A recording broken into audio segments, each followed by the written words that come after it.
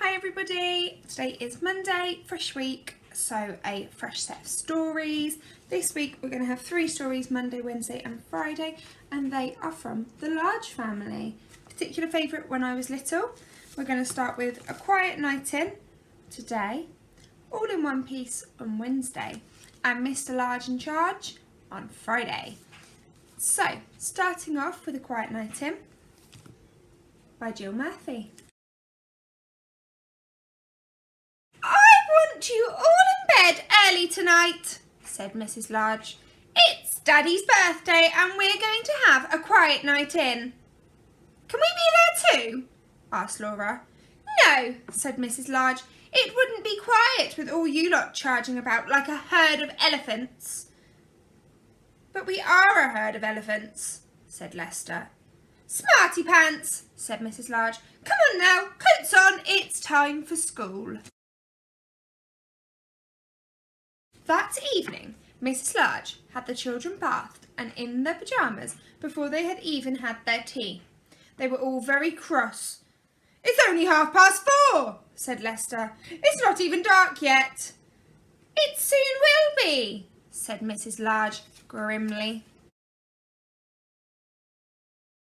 After tea, the children set about making place cards and decorations for the dinner table. Then they all tidied up. Then Mrs. Large tidied up again. Mr. Large arrived home looking very tired. We're all going to bed, said Lester. So you can be quiet, said Laura. Without us, said Luke. Shh, said the baby. Happy birthday, said Mrs. Large. Come and see the table. Mr. Large sank heavily into the sofa.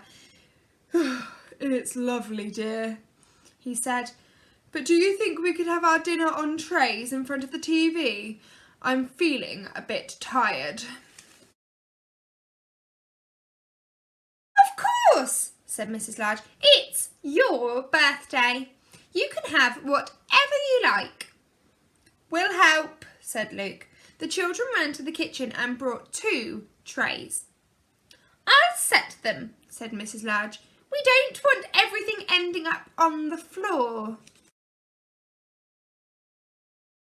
Can we have a story before we go to bed? Asked Luke. Please, said Lester. Go on, Dad, said Laura. Just one. Story, said Baby. All right then, said Mr. Large. Just one then.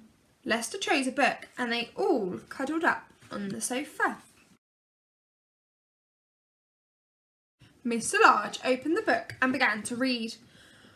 One day, Blinky Bus drove out of the big garage. Hello, he called to his friend Mickey Milkfloat. I don't like that one, said Laura. It's a boy's story.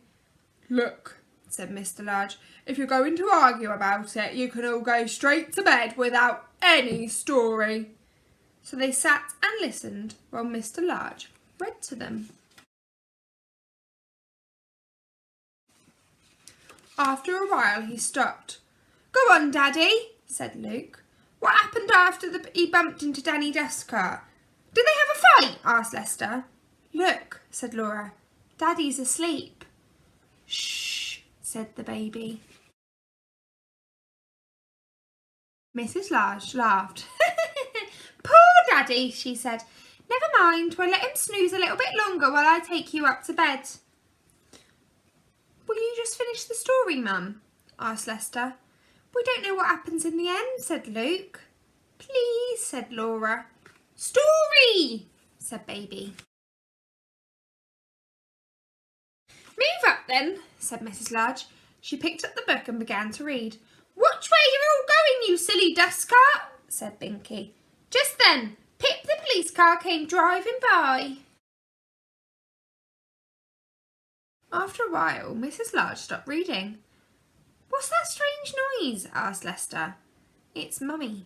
Snoring, said Luke. Daddy's snoring too. They must be very tired, said Laura kindly. Shh, said the baby. The children crept from the sofa and fetched a blanket. They covered Mr. and Mrs. Large and tucked them in. We'd better put ourselves to bed, said Lester. Come on. Shall we take the food up with us? Asked Luke. It is on trays. It's a pity to waste it, said Laura. I'm sure they wouldn't mind. Anyway, they wanted a quiet night in. Shh, said the baby. The end. Well, Mr. and Mrs. Large were definitely quite tired to fall asleep before their children, and the children were good enough to take themselves up to bed. So that was A Quiet Night In by Jill Murphy. Hope you enjoyed. Remember to subscribe and like the Facebook page that's in the description below, and I'll see you on Wednesday.